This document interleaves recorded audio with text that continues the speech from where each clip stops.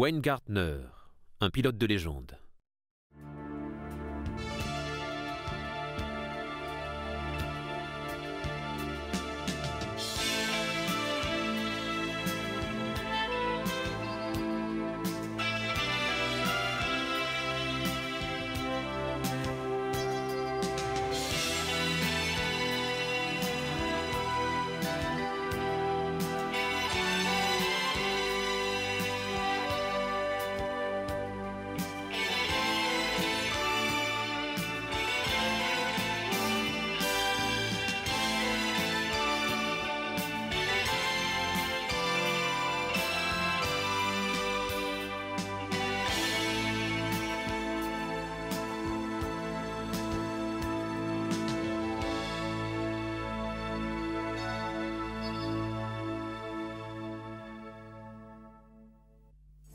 En 1981, un jeune Australien tranquille et déterminé qui venait de se faire renvoyer de son stage d'apprenti mécanicien parce qu'il passait son temps sur une moto au lieu de travailler, débarquait en Angleterre sans argent, sans emploi et sans grande perspective. Armé de la seule ferme conviction qu'il était aussi capable qu'un autre de piloter une moto de Grand Prix, il essaya de prouver qu'il avait raison. Dormant à l'arrière d'une fourgonnette, voyageant sans billets à travers l'Europe, loin de chez lui et des gens qu'il aimait, c'est très exactement ce qu'il réussit à faire en quelques courtes saisons. Courant pour Honda Britain, il se fit une place dans les épreuves de vitesse. Il survécut au plus dur des baptêmes dans un sport considéré comme particulièrement exigeant, même sous ses bons côtés, et il finit par lasser les critiques de ceux, et ils étaient nombreux, qu'il avait d'abord jugés inaptes. 5 ans après, il remerciait Honda de son soutien en lui offrant le plus beau des cadeaux, le titre de champion du monde. Et pourtant, un pareil trophée a compté sans doute moins aux yeux de Wayne Gardner que la victoire qu'il allait remporter à domicile au Grand Prix d'Australie. Wayne, pouvez-vous nous dire un mot de votre première moto? Comment ça s'est passé et quand? Est-ce que vous vous en souvenez? C'était il y a bien longtemps quand j'y repense. Ma première moto, je devais avoir 14 ans, il y a donc un bon moment de ça. Je me rappelle que je traînais souvent dans la zone industrielle. Je viens de Wollongong, qui est une ville industrielle. J'avais déjà eu un go-kart que mon père, qui était chauffeur de camion, avait fabriqué pour moi. Avec un copain, on a repéré une vieille moto quasiment abandonnée dans un quartier de la zone en question. On a demandé au type si on pouvait la prendre et il nous a dit « Bon, je vous la laisse pour 5 $. » On a donc payé la moto. Elle n'avait pas de roue arrière et le moteur était tout rouillé et grippé. Mais on l'a quand même emporté.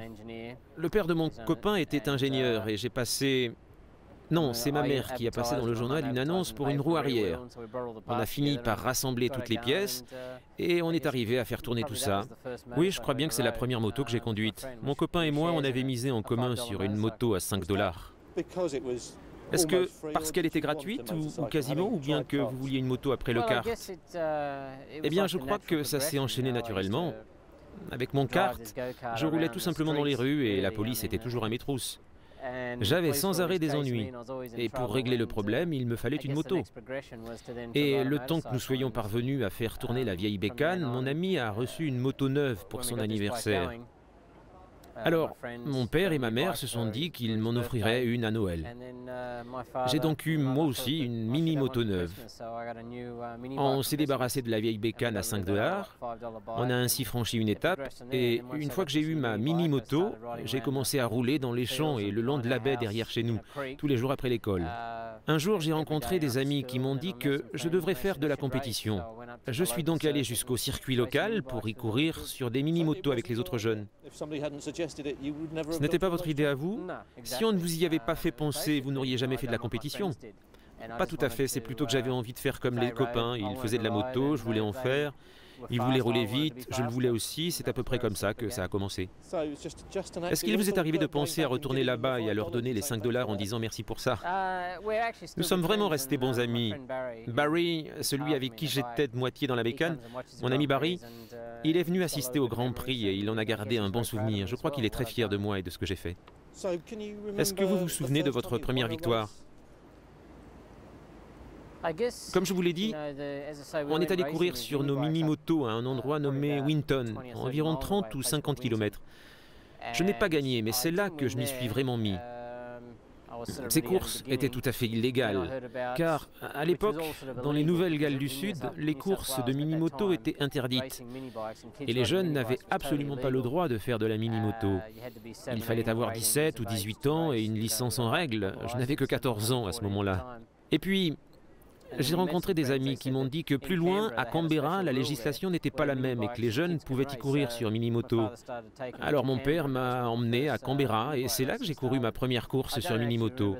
Je ne me rappelle pas précisément la première course que j'ai gagnée, mais je me souviens que c'était à Canberra, au championnat du petit circuit. C'est à ce moment-là que les choses ont pris sérieusement tournure. Oui, vous voyez, j'avais une Yamaha 80 cm3 MX, une GT MX. Il me fallait mieux que ça. Je me suis donc procuré une YZA et j'ai eu besoin de pneus spéciaux et puis bien entendu de tout ce qui est indispensable si on veut gagner. C'est là que c'est devenu vraiment sérieux. C'est donc à cette époque que vous avez attrapé le virus. Oui, sûrement. Je dois avouer que j'aime la compétition. Elle a toujours beaucoup compté pour moi. Quand quelqu'un fait quelque chose de bien, j'ai envie de faire encore mieux. À l'époque où je courais contre des gens comme Ray Kinsey ou Warren Wheeling et tous les grands coureurs australiens, il me fallait rester au milieu du peloton, bien sûr. Mais en les regardant, je me disais, un jour, tu les battras. Je savais que j'en étais encore incapable. Ils étaient beaucoup trop forts. Mais je me disais, quoi qu'ils fassent, tu feras mieux qu'eux quand ce sera le bon moment, quand tu auras le bon matériel et l'expérience nécessaire. J'ai gardé le même état d'esprit tout au long de ma carrière et je l'ai toujours. Et qu'est-ce qui vous a donné l'idée de partir pour l'Europe et de participer au championnat du monde? Eh bien, d'une certaine façon, un peu de jalousie n'y est pas étranger. À cette époque, je participais au championnat d'Australie, catégorie 350 cm3. Et Graham Gates, qui était le jeune prodige du moment, mais aussi John Pace, avaient à peu près mon âge, mais eux n'avaient pas besoin de travailler. Ils avaient de bons sponsors ou bien leur famille les aidait. Moi, je n'étais encore qu'en apprentissage. Ils avaient donc toujours les meilleures machines ou les meilleurs pneus ou quelque chose d'un peu mieux que moi. Je m'étais hissé à leur niveau, mais ils me battaient toujours. J'arrivais deuxième ou troisième.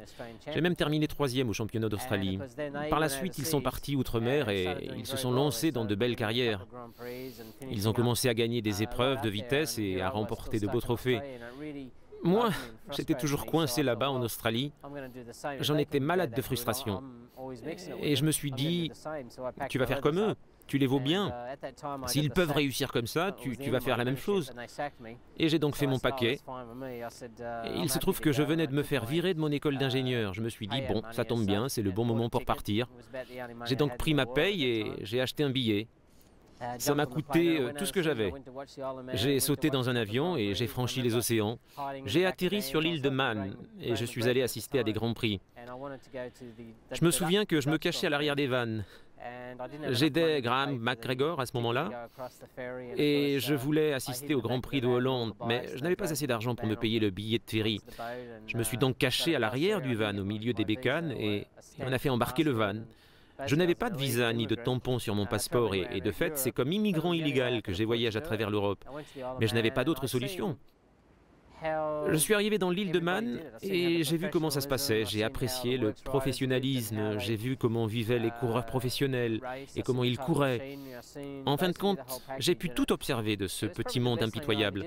Et c'est sûrement ce que je pouvais faire de mieux à l'époque, parce que ça m'a donné envie d'y participer. Oui, ça m'a vraiment donné envie et je me suis rendu compte que c'était cette voie que je voulais suivre. Mes 6 semaines de vacances en Europe sont arrivées à leur fin et je suis donc retourné en Australie. Je me suis vraiment pris de passion pour la course. On m'a proposé de monter un superbike et j'ai commencé à courir sur 350 cm3. Je n'avais jamais conduit ce genre de moto, mais j'ai remporté les 2 premières épreuves et c'est à ce moment que tout a vraiment commencé.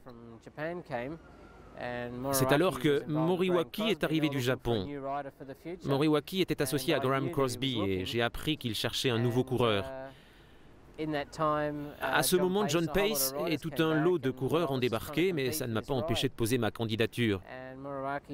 Moriwaki a rencontré tout le monde et j'ai remporté la course de Superbike à Melbourne, après quoi, naturellement, je n'ai plus entendu parler de rien. Mais voilà que 2 mois plus tard environ, je reçois un appel, on me propose de partir pour l'Amérique et l'Europe. Mais moi, je n'étais plus sûr d'en avoir tellement envie après tout.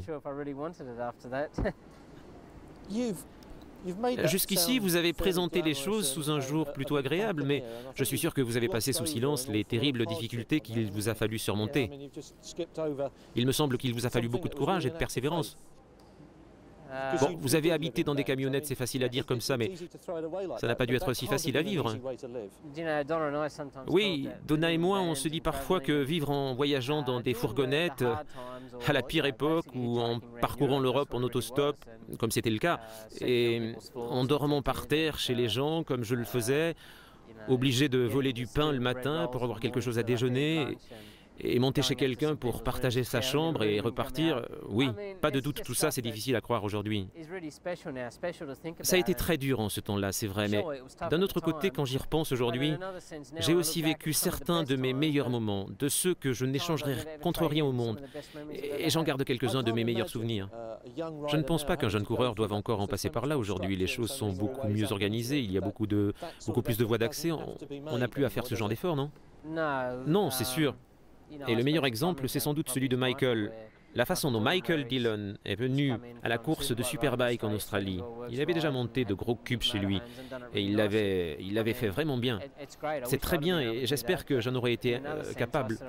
Mais d'un autre côté, je suis plutôt fier de la façon dont j'y suis arrivé. C'était dur, mais c'était bon aussi et j'en garde une quantité de bons souvenirs. Et Donna et moi, on se dit que c'est bien que les temps aient parfois été durs parce que ça fait prendre conscience des réalités et que ça fait apprécier aujourd'hui les bons moments. Cet appel téléphonique, ça a donc été un tournant pour vous, non? Oui, en effet. J'avoue qu'après ce coup de téléphone, je ne voulais plus partir. Je m'étais mis en tête d'aller courir en Europe, mais quand il a fallu prendre vraiment la décision de partir, quand on m'a proposé de le faire réellement, j'ai pris peur. Je ne voulais plus y aller. J'ai fondu en larmes et je me suis dit, je ne veux pas y aller. Et puis j'ai été un peu poussé par Donna et par mes parents. Ils m'ont dit, bon, qui n'essaie rien n'apprend rien. Ce proverbe est très juste. C'est un proverbe auquel j'ai cru tout au long de mon existence. Si on n'essaie pas, on le regrettera toujours. On se demandera toujours ce qui se serait passé si on avait essayé. J'ai donc toujours suivi ce principe. Il faut essayer. Si ça rate, au moins on a essayé. Donc ils m'ont encouragé et ça a marché à fond. Dans l'histoire de la course à moto, il y a eu des équipes, des partenariats qui sont restés célèbres. Mais vous et Donna, c'est depuis le début que vous avez fait équipe. D'ailleurs, j'ai cru comprendre qu'une partie des raisons pour lesquelles vous n'avez pas été emballé par votre séjour en Europe, c'est que vous aviez dû laisser Donna en Australie. Elle vous a soutenu tout au long du chemin. Eh bien, oui, c'est vrai. J'ai beaucoup souffert en Europe à cette époque, et surtout en Angleterre. Imaginez des monnaies différentes, des langues différentes, des manières de vivre différentes. C'était affolant. Quand je pense que je n'avais que 20 ans et que c'était mon premier séjour hors d'Australie, au fond, je n'étais qu'un petit Australien qui venait de quartier ouvrier, et voilà que j'étais perdu dans ce grand pays, cette grande Europe.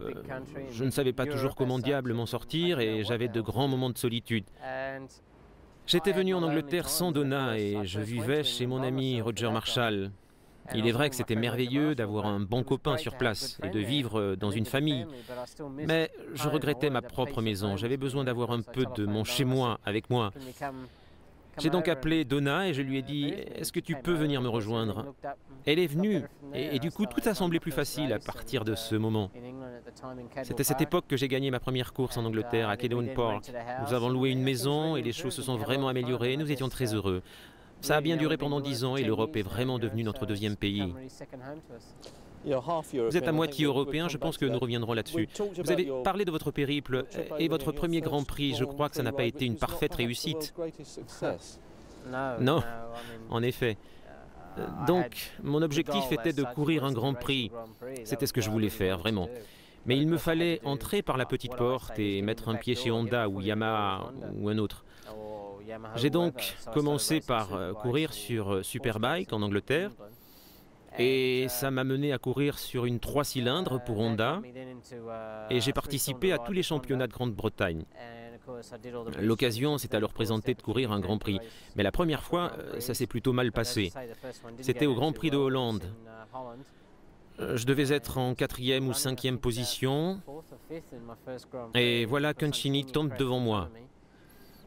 La plupart des coureurs passèrent sur sa droite, mais au moment où je l'ai vu, j'étais placé de telle sorte qu'il m'était absolument impossible de tourner à droite. Alors j'ai braqué à gauche, sur l'herbe du bas-côté. Mais à ce moment-là, complètement choqué, il n'a pas vraiment regardé si une moto arrivait. Et une fois sur le bas-côté, la première chose qu'il a faite, ça a été de se relever, de se mettre à courir et on s'est percuté. Son casque a heurté l'avant de ma moto et a sauté. J'ai essayé de ralentir autant que possible pour atténuer le choc. Ça a sûrement été le pire moment de ma vie. Ma moto a basculé dans le fossé et moi avec, et lui est tombé dans le coma. Voilà en gros comment ça s'est passé. C'était mon premier Grand Prix. Ça a aussi été le pire. C'est mon souvenir le plus affreux. J'étais terriblement inquiet pour lui. Vous pensez bien que si je l'avais tué, je me serais accusé de sa mort, bien que ça n'ait pas été de ma faute. Je me serais reproché de n'avoir pas été à la hauteur à ce moment-là, au cours de ce Grand Prix. Ma situation était intenable car bien entendu la presse a fait courir le bruit que je n'avais rien à faire dans cette course.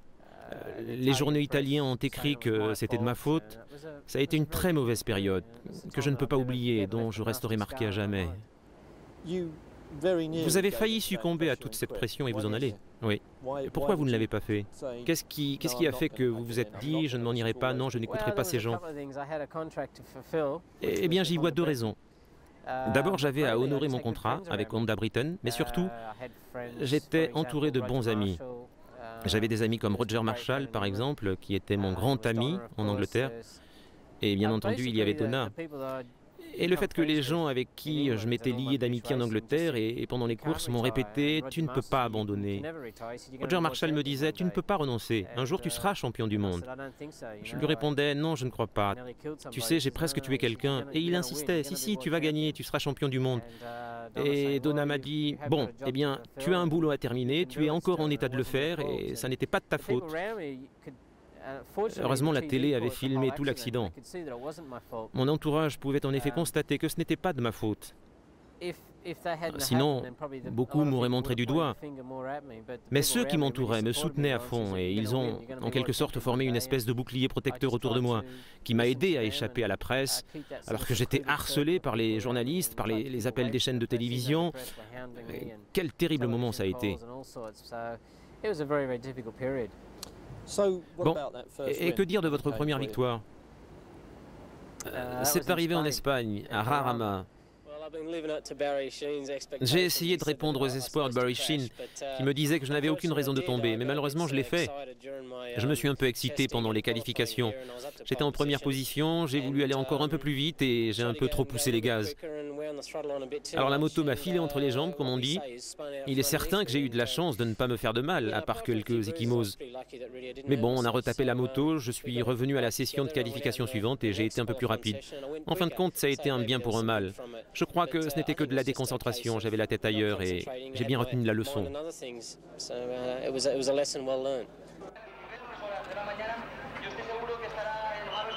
Sur la ligne de départ, Spencer était en pole position et son nouveau coéquipier, Wayne Gardner, en deuxième.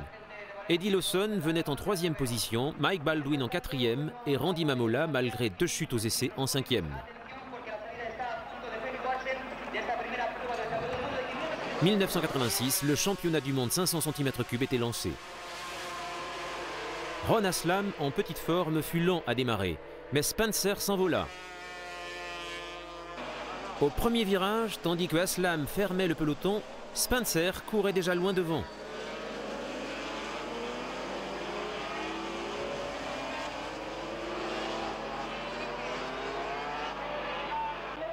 Et menait le premier tour devant Roche et Lawson, avec Gardner en quatrième position.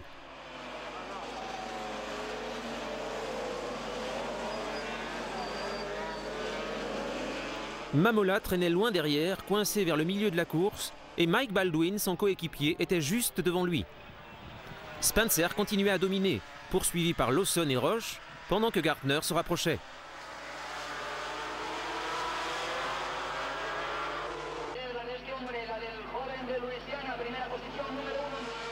Spencer, Roche, Lawson et Gardner.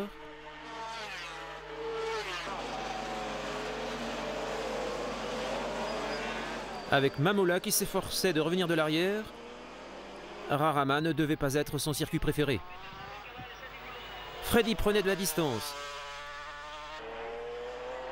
Gardner réussit à s'emparer de la deuxième place, mais pas pour longtemps. Lawson le dépassa par l'intérieur et la lui reprit. À son tour, Roche profita d'une occasion pour passer Gardner.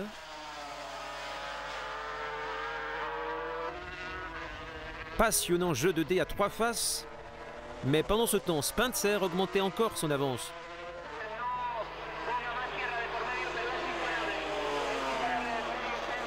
Lawson ne pouvait pas se permettre de le laisser creuser l'écart trop nettement, et il faisait tout ce qu'il pouvait pour l'en empêcher, avec Gardner à ses basques.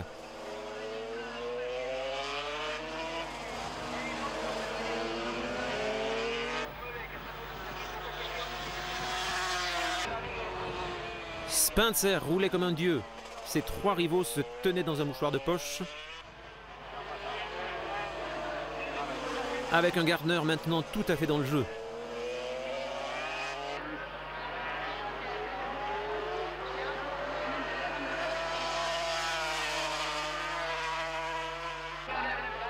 Spencer imposait un rythme effréné.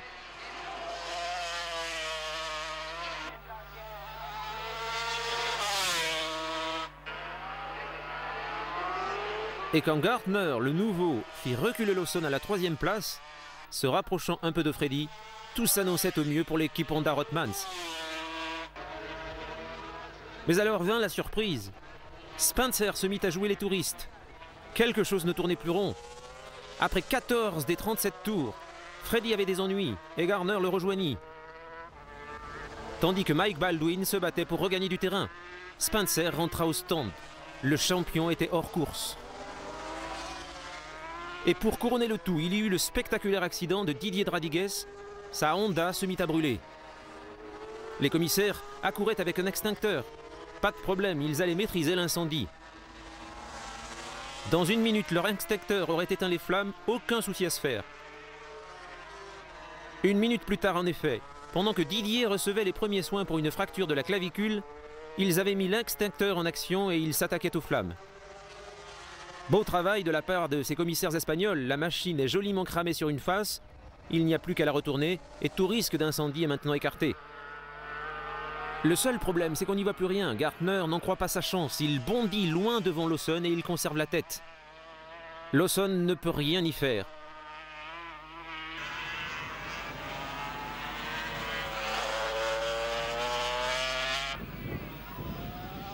Qui aurait imaginé que Gardner gagnerait l'épreuve d'ouverture de cette série de 86 tours? Mamola arrive à 4e, inlassablement talonné par Roche, Makelele et Saron.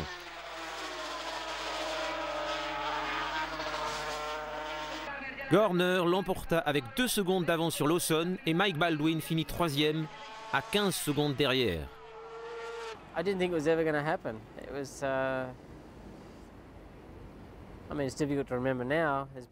Je ne pensais pas qu'une chose pareille pourrait arriver, et pourtant, je n'en garde pas un souvenir très précis. Il s'est passé tellement d'événements depuis, mais je sais que je n'imaginais pas que ça pourrait jamais se passer comme ça. Et il y avait quand même Freddy Spencer qui était le héros de l'époque. Il y avait Eddie Lawson et beaucoup d'autres grands coureurs et je ne pensais pas que je pourrais gagner. Et puis c'est arrivé, je n'y crois toujours pas. J'ai eu de la chance ce jour-là, c'est sûr, mais une victoire est une victoire et je l'ai acceptée pour ce qu'elle était. Qu'est-ce que vous avez ressenti, Freddy Spencer? Il s'était fait un joli nom tout de même et voilà que vous, le nouveau venu, à peine débarqué, vous lui prenez sa place, vous y avez pensé? Ça vous a haussé d'un cran et donné l'élan qu'il fallait pour continuer. Oui, le fait de l'emporter sur eux, ça m'a donné la confiance nécessaire pour continuer. Mais une fois qu'on a gagné un grand prix, ça veut dire qu'il faut en gagner 2 et 3 et ainsi de suite, ça oblige à se dépasser sans arrêt. Après avoir parlé du meilleur, il faut maintenant rappeler le pire et dire que Gardner resta quasiment sur la touche durant l'épreuve suivante en Italie. Il dut se contenter du rôle de spectateur tout au long de la course. Après un départ désastreux, il eut tout le loisir d'observer depuis les places arrière comment Eddie Lawson s'y prenait pour vaincre.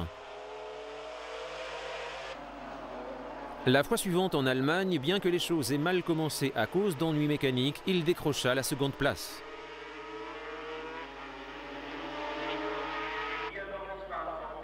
Il fut de nouveau second en Autriche.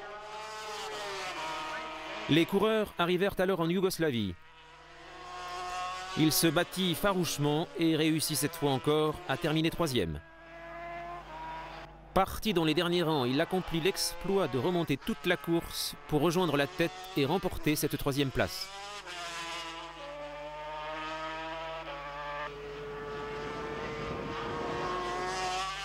Mais le drapeau fut pour Eddie Lawson, avec Randy Mamola à la 2e place. La 6e épreuve se déroulait en Hollande et tout se passa de nouveau très bien. Devant une foule de spectateurs, Weingartner décrocha la 2e place de sa carrière de coureur de Grand Prix, ce qui confirme la théorie selon laquelle la première victoire est la plus difficile et qu'ensuite on gagne plus facilement. Mais ma 2e victoire a été d'autant plus difficile que la première avait été due à un heureux hasard. Les gens disaient « Oh, il a gagné un Grand Prix ». Et personne ne s'y était attendu. Mais quand on en a gagné un, les gens s'attendent à ce que vous en gagniez 2 ou 3 ou 4. Je pense que le 2e a été beaucoup plus difficile que le 3e. Mais ensuite, les choses ont continué sur leur lancée. Une fois qu'on a compris le principe et qu'on sait comment s'y prendre pour déverrouiller le verrou, quand on a pris le rythme, ça devient beaucoup plus facile. À la 9e épreuve, il pleuvait, comme souvent en Angleterre. Dans des conditions épouvantables et quasiment sur son propre terrain, Weingartner finit par faire taire les critiques à Silverstone en prenant la pole position, le record du Tour et le drapeau à damier.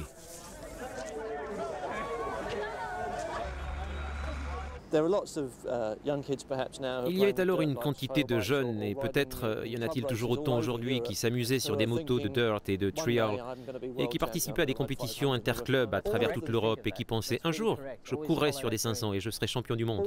J'en suis sûr, ils font toujours le même rêve.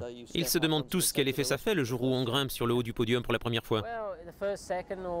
Eh bien la première, la seconde, la 15e ou la 20e fois, ça reste toujours aussi émouvant, vous savez. C'est difficile à expliquer, cette sensation qu'on a après avoir gagné une course ou un championnat. Le championnat, c'est tout de même ce qu'il y a de meilleur au monde, ce qui vous procure la plus grande émotion. Je ne connais rien qui s'approche de ça, c'est très intense. C'est pour éprouver ce genre d'émotion qu'on cherche la victoire. Une fois qu'on y a pris goût, l'envie ne fait que croître et c'est une merveilleuse sensation. C'est pour ça que c'est une bonne chose que les jeunes continuent à faire ce rêve. Si on le fait, il faut le réaliser, il faut essayer de devenir champion du monde. Et on ne peut pas décrire un pareil rêve, on ne peut pas l'exprimer. En ce qui me concerne, je l'ai toujours gardé pour moi, mais je n'ai jamais cessé de le poursuivre. Et par chance, il est devenu réalité. Et ça fait vraiment du bien, parce qu'on a beaucoup donné, parce qu'on a dépensé beaucoup de temps et d'énergie et d'argent, et sacrifié toute son existence dans ce seul but. Alors quand on a réussi, c'est tout simplement merveilleux. C'est difficile de mettre des mots là-dessus, sincèrement. Bon, parlons maintenant de 1987. Vous dites qu'il n'y a rien de meilleur que de gagner. C'est donc le meilleur que vous avez dû récolter en 1987. À quel moment de la saison avez-vous pressenti que cette année allait devenir l'année Gartner ? Eh bien, après le retour du Japon. Mais il pleuvait là aussi. Et dans ces conditions, la victoire de Randy Mamola sur des pneus Dunlop ne fut une surprise pour personne.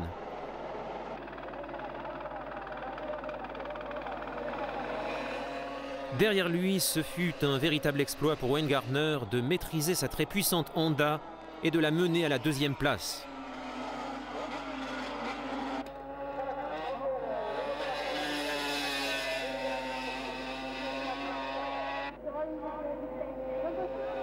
À coup sûr, ce fut un véritable exploit. Alors que tout le monde s'affolait et perdait contrôle tout autour de lui, Weingartner conserva son sang-froid. Il se montra calme et réfléchi, et dans ces effroyables conditions, il termina 2e.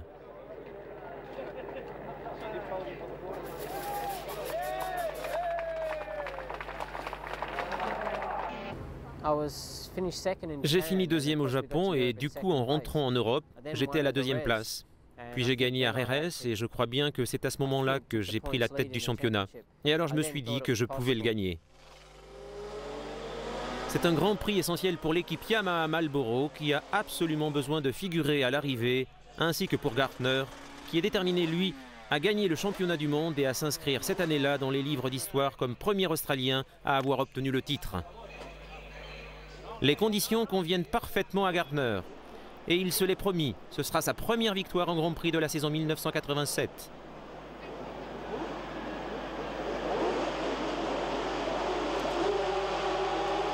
Mais au feu vert, c'est Eddie Lawson qui prend le meilleur départ.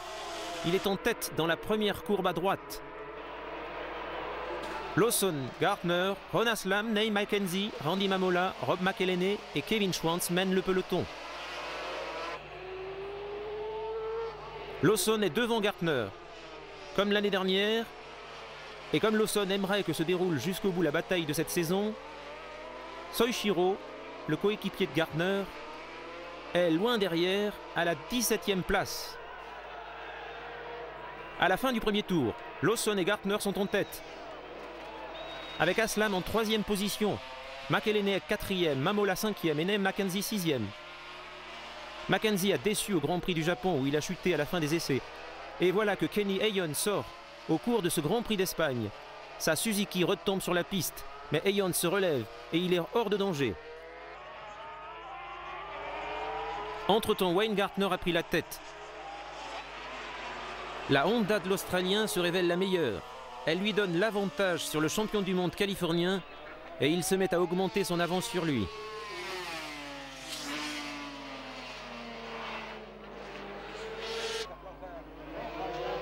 À l'arrière, Roger Burnett court sur la Honda de Rothmans, la moto que Wayne Gardner montait l'année précédente. Christian Sarron ramasse une pelle une fois de plus, sa roue ayant dérapé et sort d'un 2e Grand Prix d'affilée. Sans contestation possible, Wayne Gardner, le vainqueur de la course, comptabilise 15 points, à ajouter aux 12 obtenus au Grand Prix du Japon et une très nette avance au championnat. À partir de ce moment, les succès se sont enchaînés. La mi-saison est arrivée et la pression a commencé à devenir écrasante. Je n'étais pas sûr de pouvoir m'accrocher. Et brusquement survint un problème pour Gardner. La Honda de l'écurie Rothman ne tourne pas avec sa douceur et sa rapidité habituelle. Eddie Lawson a réduit son écart avec le meneur. Au tour suivant, il a pris la tête et Lawson mène devant Wayne Gardner. Or, 15 points récoltés dans cette épreuve redonneraient une chance à Eddie Lawson dans le championnat du monde. Celui qui se réjouit, c'est Giacomo Agostini, le patron de l'équipe Marlboro Yamaha.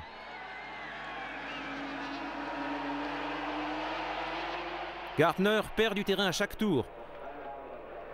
Mais comme le vrai professionnel qu'il est, le coureur de Honda Rothman maintient la pression pour sauver le plus de points possible. Malchance, voilà que Gardner rencontre un nouveau problème, son moteur chauffe. Lawson gagne, mais Gardner réussit à arracher 1 point. Mamola est 2e et Aslam 3e. Et Gardner pousse sa Honda jusqu'à la ligne pour y prendre le point de la 10e place. Wayne Gardner, la fois suivante, est encore le plus rapide aux essais. Mais il sait qu'il va lui falloir tout donner s'il veut effacer les traces de ce désastreux Grand Prix d'Allemagne. Eddie Lawson est 2e aux essais de vitesse et il doit enchaîner plusieurs victoires l'une après l'autre s'il veut revenir en tête. Randy Mamola au 2e rang, cette fois sur la grille de départ, est maintenant en tête du championnat. Une fois de plus, c'est Ron Aslam qui mène au premier virage. Le Britannique Eddie Lawson est 2e et Pierre Francesco Chili, le héros local, 3e. En 4e position Gardner et en 5e Christian Sarron devant Randy Mamola, le leader du championnat. Comme si souvent déjà, il n'arrive pas à conserver la tête et de nouveau les numéros 1 et 2 mènent la course. Lawson est encore devant Gardner, mais pas pour longtemps. Wayne Gardner prend l'avantage. Et voici la Honda devant la Yamaha. La Honda Rothmans mène devant la Yamaha de Marlboro. Derrière Gardner et Lawson. Mamola et McElhenney sont côte à côte. McElhenney a trouvé la bonne trajectoire pour sortir de la courbe. Et il coupe celle de Mamola qui se jette dans les balles de paille et passe par-dessus. Voilà donc hors course, 2 tours avant la fin, Mamola, le meneur du championnat. Un nouveau coureur prend sa place et c'est Wayne Gardner qui remporte le Grand Prix d'Italie devant Lawson.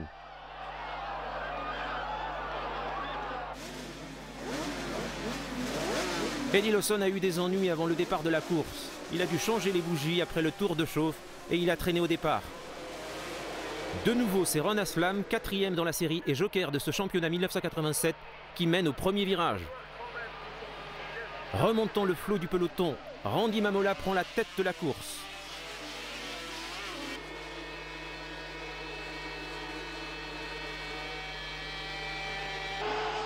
Voilà Mamola devant Aslam et Gardner. Mais Aslam est déjà retourné dans le peloton et Gardner prend la seconde place, comme on le voit sur la caméra embarquée de Ron.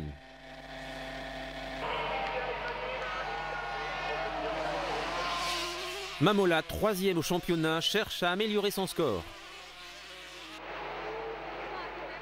Et maintenant, c'est Gardner qui mène. En tête du championnat, il est aussi en tête de ce Grand Prix d'Autriche. Voici Gardner, puis Mamola. Lawson n'est plus dans la course. Ça tourne donc au duel des chefs. Dans la montée, la Yamaha Lucky Strike de Randy Mamola semble devoir prendre l'avantage. Mais Wayne Gardner n'abandonne jamais. Mamola et Gardner sont côte à côte et au sommet de la côte, c'est Gardner qui a maintenant l'avantage sur la Honda Rothmans. Gardner est devant Mamola, puis vient Mackenzie. Mais l'Américain n'a pas encore renoncé et il se faufile à travers la chicane. Pendant que Mackenzie voit le drame se dérouler devant lui au moment où le duo de tête rejoint la queue de la course. Mackenzie a la frayeur de sa vie quand il voit Gardner partir d'un côté et Mamola de l'autre. Gardner, pourtant, est resté devant son rival américain. Les voici côte à côte dans la phase finale. Mamola reprend l'avantage. Ils ont largué Mackenzie. Et Gardner lance un nouveau défi. Ils se glissent par l'intérieur. Et tous les deux se mettent à échanger leur place. Et c'est jusqu'à 3 fois par tour. Mais maintenant, la tête n'est plus contestée. Gardner est parti loin devant et il est salué par le drapeau, vainqueur du Grand Prix d'Autriche. C'est sa 3e victoire de l'année. Neil Mackenzie décroche pour la première fois une place sur le podium, tandis que Gardner est maintenant largement en haut du tableau des scores pour le titre. Mamola, second au championnat, tient tête au leader Wayne Gardner, mais pas pour longtemps. Gardner revient à la charge. Et voilà ce qui donne la mesure de la vigueur avec laquelle il traite sa Honda. Elle se met à chasser de l'arrière. Mais Gardner garde la manette des gaz à fond et il remporte la course.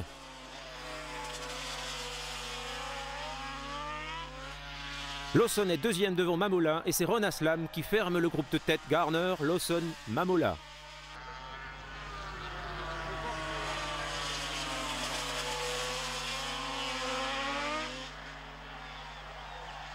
Pas de quartier entre ces 3 rivaux. La Honda Rothmans de Wayne Gardner affronte la Yamaha Marlboro d'Eddie Lawson. Le coéquipier de Lawson, Rob McElhenney, est hors course après une chute dont il sortira sans une égratignure, mais c'est la fin de son Grand Prix de Yougoslavie. Pendant ce temps, son coéquipier Eddie Lawson a pris la tête. Lawson est 1er et Gardner est 2e, avec Mamola en 3e position. Mais l'ordre change sans arrêt. Et Gardner prend la tête de nouveau devant Mamola, avec Lawson en 3e position. Mais Gardner prend maintenant de l'avance et fonce vers ce qui sera sa 4e victoire de l'année. Wayne Gardner s'envole en tête, se rapprochant encore d'une victoire au championnat. J'étais en tête du championnat à ce moment-là. Mais je me disais que je ne tiendrais pas le coup. Je me suis mis dans l'idée que la bonne année serait l'année suivante. J'ai commencé à gamberger et à ce stade, j'ai failli abandonner. Je pensais, oh non, c'est pas pour cette année, tu y arriveras sûrement, mais l'année prochaine. À Assen, après un 3e départ de course sur un circuit transformé en patinoire par la pluie, Gardner arrive à 2e derrière Eddie Lawson.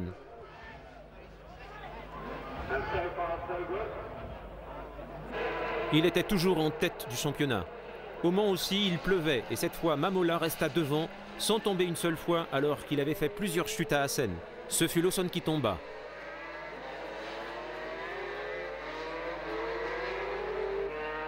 Il ne resta plus à Gardner qu'à lutter contre une météo épouvantable. Il termina 4e avec une marge de points réduite par rapport à Randy Mamola. Le Grand Prix de Grande-Bretagne marqua le retour de Freddie Spencer et en même temps son départ.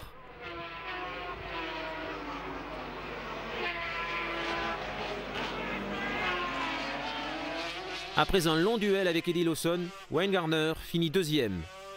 Randy Mamola franchit la ligne à la 3e place. Ça laissait Gardner encore en tête au point. Mais il avait maintenant 2 coureurs à ses basques et la pression était vraiment énorme. J'ai réagi, je me suis secoué et je me suis dit « Qu'est-ce qui t'arrive? Qu'est-ce que tu fais? C'est maintenant ou jamais. Tu as subi la pression et ça ne t'a pas empêché de continuer à travailler. » Et le fait est que j'avais affronté chaque épreuve, l'une après l'autre, en essayant de faire de mon mieux, tout en gardant le championnat à l'esprit, bien sûr.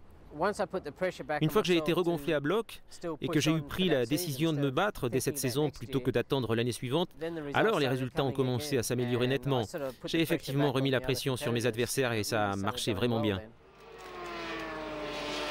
Gardner est en 2e position.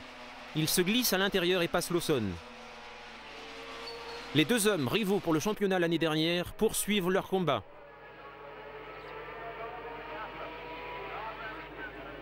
Lawson reste devant Ron Aslam, mais c'est Gardner qui passe le premier sous le drapeau à damier.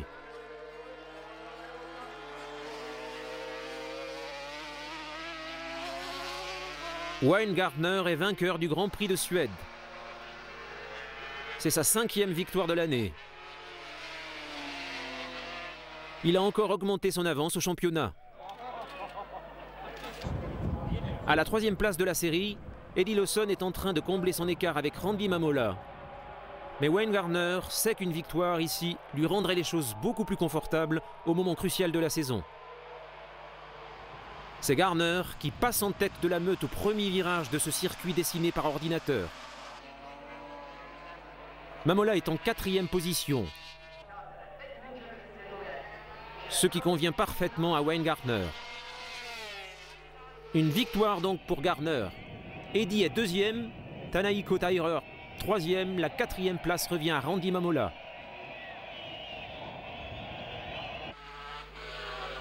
La 13e épreuve de la série était le Grand Prix de San Marin à Misano. Et Mamola y remporta sa seule et unique course de l'année sur du sec, suivi de Lawson et Gardner. L'écart se resserrait encore. Au Grand Prix du Portugal, Eddie Lawson obtint une autre victoire. Et le jeune Kevin Magee ralentit sa Yamaha Roberts pour permettre à Mamola de revenir en 2e position après un arrêt. Wayne Gardner finit à la 4e place. Cela aurait pu porter un nouveau coup à ses ambitions. Mais grâce à un solide début d'année, il n'avait besoin que d'un bon résultat au Brésil pour décrocher le titre.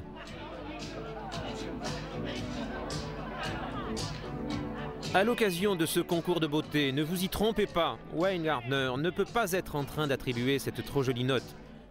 Peut-être cherche-t-il seulement à communiquer son numéro de chambre au garçon d'étage pour qu'il sache où adresser la note de bar, à moins qu'il ne soit en train de rappeler à sa fiancée Donna quelle chambre ils occupent. Difficile à croire, mais on est à la veille d'une course et sous pression.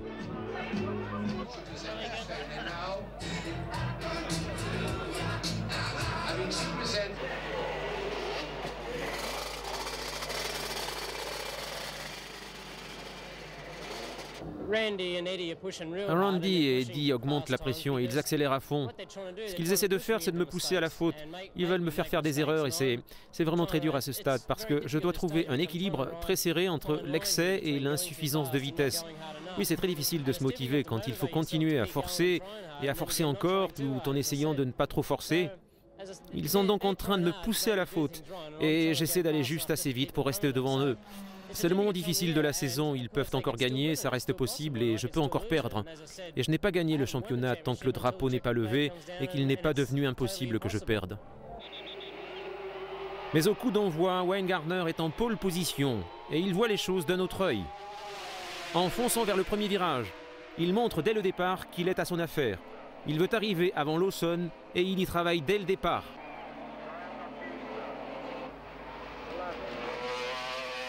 La star de Rothmans Honda est dans une forme parfaite, sauf à des instants comme celui-ci.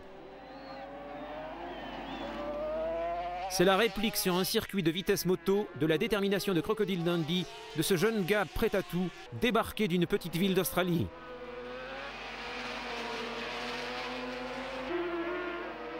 Et voilà que Rob McElhenney fait une chute. Dans un nuage de ce sable rouge qui caractérise le circuit de Goiânia, Rob McElhenney tombe de nouveau. Très mauvaise saison pour lui et pour son coéquipier, le champion du monde en titre, qui semble devoir céder dans quelques instants sa couronne à Wayne Gardner, à un homme auquel son premier sponsor anglais avait conseillé de retourner en Australie parce qu'il n'avait pas la carrure nécessaire et qui est en train de se faire une place dans les annales de la vitesse moto en remportant au Grand Prix du Brésil le championnat du monde 500 cm3 avec la maestria d'un authentique champion. Et voilà le magicien d'Oz enfin récompensé de tous ses efforts et de ses sacrifices. Chapeau. Par bonheur, j'ai gagné cette course et donc effectivement remporté le championnat du monde. Ça a été une immense victoire pour moi. Avec le recul d'après vous, quel a été votre adversaire le plus coriace? À qui offririez-vous la palme parmi les coureurs que vous avez affrontés? Oh, à Eddie Lawson, pas de doute, oui. Eddie a été formidable. C'est quelqu'un que j'admire et que je respecte beaucoup, le plus difficile à battre de mes adversaires. Nous avons à peu près le même âge. Eddie, c'est tant mieux pour lui et dommage pour moi. Et Eddie a gagné 4 championnats et je n'en ai malheureusement remporté qu'un. Il est vrai que ça n'a pas été faute d'essayer, mais la mécanique m'a toujours lâché au mauvais moment. Quoi qu'il en soit, Eddie a été probablement le plus grand et le plus difficile rival sur les circuits. Gardner s'est battu contre Lawson et Mamola tout au long de l'année 1987 et il a triomphé. Mais l'année 1988, les choses n'ont pas été aussi faciles. À la 7e épreuve, en Autriche, Gardner était monté 4 fois sur le podium, mais pas une seule fois sur la première marche. Maintenant, pendant qu'il dispute une fois de plus la première place à Eddie Lawson, la saison prend une moins bonne tournure. Wayne Gardner fait une chute dès le début de la course et il voit 20 autres points lui échapper.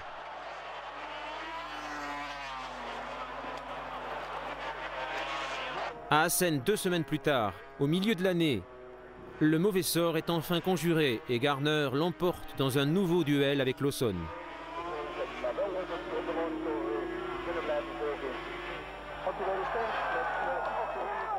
Il obtient sa première victoire de l'année 1988.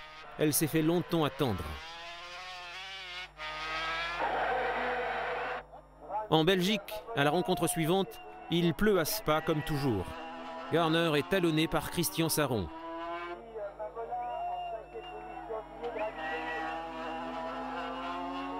Le Français cède la seconde place à Eddie Lawson. Mais une fois de plus, c'est Wayne Gardner que salue le drapeau à damier.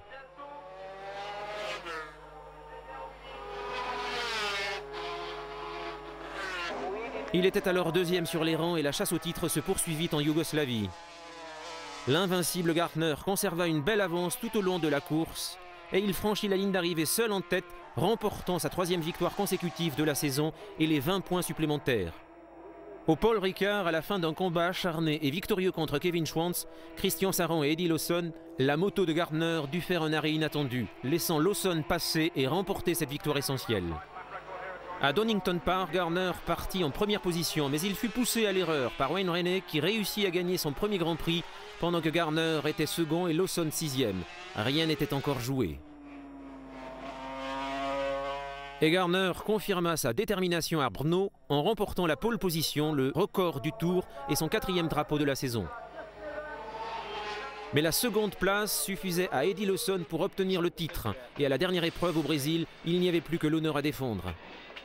Gardner, plus détendu que jamais, était prêt à quelques commentaires faits par-dessus l'épaule. Bon, vous pouvez interroger ma mascotte, elle vous dira tout. De quoi s'agit-il? Ah, il dit que l'épreuve sera facile, que ce sera sans problème et qu'il va me porter chance. J'attends donc le départ avec impatience. Voilà une des réflexions les plus intelligentes de toute la saison. Je me demande s'il n'est pas en train de glisser. Il préfère s'en aller, il en a assez dit comme ça.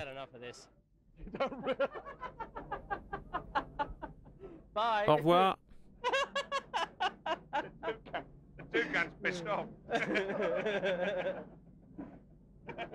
Le revoilà. C'est tout à fait vrai, Mike Roberts. Tu l'as dans le dos. Oui, j'en ai plein le dos. There's a big mess on my back. Dirty b****.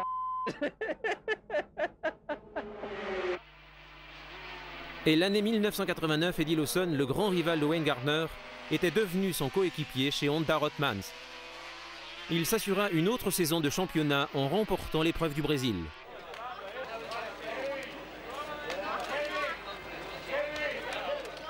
L'année aurait dû être désastreuse pour Gardner. Il tomba à la 3e épreuve à Laguna Seca et se cassa la jambe, ce qui transforma en fiasco le reste de l'année. Mais il avait déjà remporté la plus importante victoire de sa carrière, la 2e épreuve, le Grand Prix inaugural d'Australie, où il eut droit au drapeau malgré la sérieuse opposition de Wayne Rainey et de toute une équipe. En fin de compte, je considère que j'ai eu vraiment de la chance dans ma carrière. Certes, j'aurais aimé gagner plus de championnats, mais bon, d'accord, ça ne s'est pas fait, mais j'ai quand même été champion du monde, j'ai gagné l'épreuve qui a décidé du championnat du monde et j'ai aussi remporté les 2 courses qui comptaient le plus pour moi. C'est-à-dire d'abord, et par-dessus tout, le premier Grand Prix d'Australie. Je pense que le Grand Prix d'Australie n'aurait pas été créé sans mes succès et je voulais absolument remporter cette course. Ces fans locaux aimeraient voir gagner Wayne Gardner. Et Gardner donnerait n'importe quoi pour passer le premier sous le drapeau. Il est en première position sur la grille de départ, mais pas très rapide au démarrage. Et Rainey mène devant Schwantz, Tyrer et Wayne Gardner. Mais Schwantz force trop au 2e tour. Kevin Schwantz fait une chute et Gardner a maintenant rattrapé Wayne Rainey et il se lance dans une poursuite acharnée du coureur de tête. Il a mis son couteau entre ses dents et il veut à tout prix gagner cette course chez lui. Il tient la corde. Rainey est devant Gardner et les 94 000 spectateurs attendent que Wayne Gardner passe l'Américain. Gardner est dans la roue de Rainey, il plonge et prend la tête. Wayne Gardner est devant Wayne Rainey.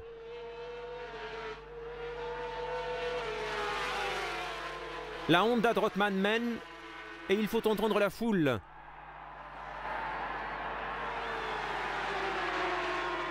Les supporters se déchaînent au moment où leur héros prend la tête de leur Grand Prix. Ils ont attendu longtemps pour assister au Grand Prix d'Australie, mais rien n'est encore joué parce que Wayne Rainey est de nouveau là.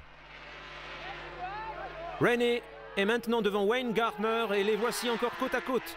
Gardner reprend la tête. Rainey tente de repasser à la corde, mais il n'y arrive pas. Et c'est toujours Wayne Gardner qui mène.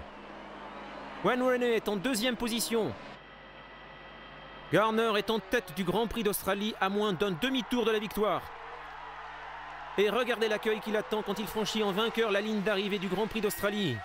Quelle magnifique victoire pour Wayne Gardner. Il célèbre au champagne sa victoire dans son propre pays.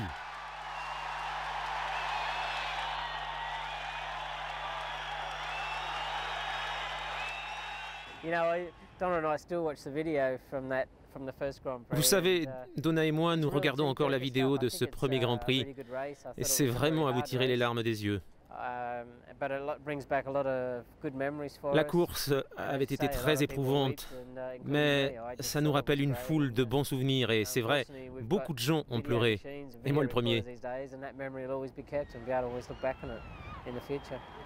C'était merveilleux pour moi et par chance, on avait alors des caméras vidéo et on a pu filmer. Et à l'avenir, je pourrai toujours revoir ces moments. Pour Wayne Gardner, la saison 1990 ressembla à la saison 1989. Il tomba en Italie et s'en tira avec des côtes cassées. Et son retour prématuré provoqua une autre chute où il se fractura le pied. Après une saison sans résultat, Gardner revient à Phillip Island en Australie. Malgré plusieurs high-sides, il reste à camponner au guidon malgré les bosses.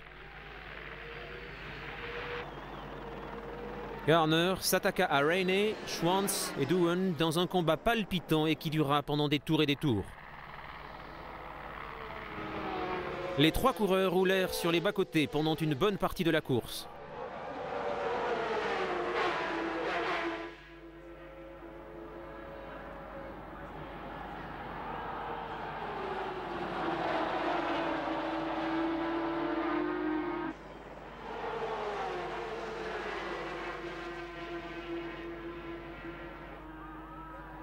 La pression finit par jouer et elle jeta Kevin Schwantz sur le macadam.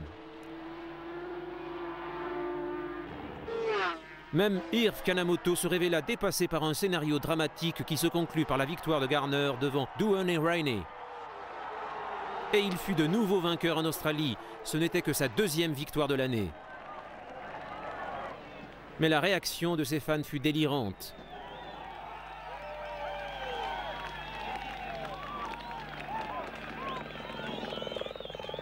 Ils avaient été fiers de lui quand il courait des grands prix à l'étranger. Et plus fiers encore quand il avait décroché la couronne mondiale l'année 1987. Quand il vainquit à la fois sa blessure, Mick Doohan et Wayne Rainey, et qu'il franchit la ligne sur sa Honda qui tombait en morceaux sur la piste pour remporter son deuxième Grand Prix à domicile. Ses fans australiens se mirent à l'idolâtrer.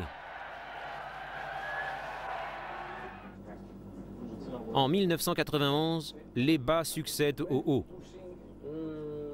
L'année commença exactement comme les deux précédentes, et il fallut emmener Wayne Gardner, blessé, hors du circuit. Son enthousiasme n'en fut pas atteint pour autant. Bon, si ça ne me plaisait pas, je ne le ferais pas. Bien sûr que ça me plaît, mais je pense que la concurrence est beaucoup plus rude aujourd'hui. Comme je dis, vous avez 5 Top Gun et ils mènent tous leur moto très durement. Je pense que je conduis aussi bien ou mieux que je ne le faisais en 1987, mais la compétition est beaucoup plus difficile, les machines vont beaucoup plus vite, il y a plus de puissance, chacun va jusqu'à ses propres limites. C'est pour ça que je tire mon chapeau à Wayne Rainey. Personne ne peut courir à moto à cette vitesse aussi longtemps, sans tomber et sans se blesser, toute une année. C'est donc sûrement devenu plus difficile, mais encore une fois, plus on obtient un bon résultat, plus on reçoit en retour. Si on a fait de gros efforts, on reçoit beaucoup. C'est plus gratifiant quand on a vraiment fait ce qu'il fallait. Ce n'est donc peut-être pas facile, mais ça fait aussi du bien. Est-ce que vous vous sentez suffisamment passionné pour faire comme des gens comme Roberts ou Agostini quand vous déciderez de raccrocher la combinaison et pour continuer d'une façon ou d'une autre à vous occuper de courses moto? Je l'espère. Ce ne sera pas facile. Je pense que ça dépend vraiment de ce que je ferai l'année prochaine, selon que je resterai ou non chez Honda. Et rien n'est encore décidé. Si je reste avec eux, eh bien, on en a déjà parlé, mais rien n'a été dit sur une éventuelle direction d'équipe. Ça reste possible, à moins que j'ai envie de me diriger vers quelque chose de tout à fait différent. Je crois que j'aimerais faire un peu de course automobile. J'aime les voitures. Je voulais piloter des voitures de course quand j'étais très jeune, mais voilà, je me suis retrouvé sur 2 roues, comme entraîné par les circonstances, vers la course motocycliste. Mais il pourrait se faire que l'automobile me convienne aussi. Je ne sais pas vraiment ce que sera l'avenir. Je crois que je ne peux en ce moment m'occuper que d'une année à la fois. Depuis qu'il a commencé à courir en Europe, Wayne Gardner a entièrement dépendu du soutien d'une seule personne, et après 10 ans de compétition, Donna continue à le soutenir totalement. Cette année a été très éprouvante pour Wayne. Il a eu beaucoup de hauts et de bas, et il n'a probablement pas obtenu d'aussi bons résultats que nous l'aurions souhaité, lui et moi. Et quand il est venu me dire « Ah, Donna, je ne veux plus continuer, je ne peux plus », je lui ai répondu « Ok, laisse tomber, rentrons à la maison, oui, on va retourner chez nous et vivre dans notre maison et on aura des enfants et tout ce qu'on voudra. » Je sens qu'il a encore beaucoup à donner à son sport et je veux qu'il continue à le faire. Et puis un jour, il va recommencer à me tourner autour et il me dira « Donna, j'en ai assez ». Et je suis sûr alors que j'aurai la même envie que lui et nous pourrons et nous rentrerons et ce sera sans regret. Quand on repense à la fin des années 70, à l'époque où, très jeune, Gardner a renoncé aux courses de rue et s'est mis à prendre les choses avec le plus grand sérieux, on se dit que, pour la famille et les amis, ça n'a pas dû être facile de croire à son rêve d'adolescent. Mais aujourd'hui, c'est lui que le monde de la vitesse considère avec le plus grand sérieux, et Wayne Gardner est devenu un pilote de légende.